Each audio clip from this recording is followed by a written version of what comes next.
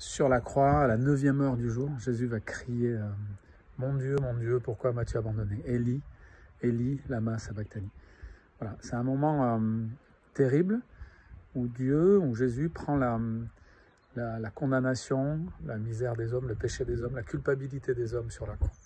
Voilà. Et il est abandonné de Dieu. C'est Dieu qui se déchire d'une certaine façon.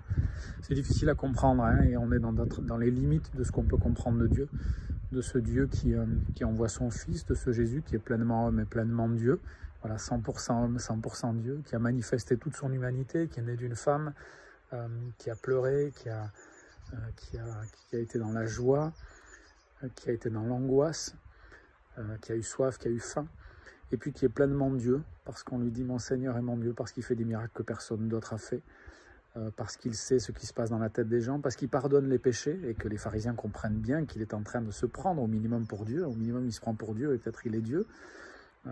Voilà, ce Jésus qui est la lumière venue dans le monde et que le monde ne l'a pas reçu. Jean fait référence au récit de la création. Ce Jésus qui dit qu'avant qu'Abraham fût, je suis, hein, donc il est clairement en train de dire qu'il est Dieu. Et les textes disent clairement qu'il est Dieu. J'ai eu une discussion avec un musulman sur Internet par rapport à une des vidéos que j'avais postées qui me dit « Mais Jésus dit jamais qu'il est Dieu, c'est un envoyé, c'est tout. » C'est un envoyé exceptionnel. Et c'est Dieu qui s'envoie lui-même sur terre. Alors c'est vrai que c'est difficile à comprendre, la Trinité, c'est pas Jésus et la Vierge Marie.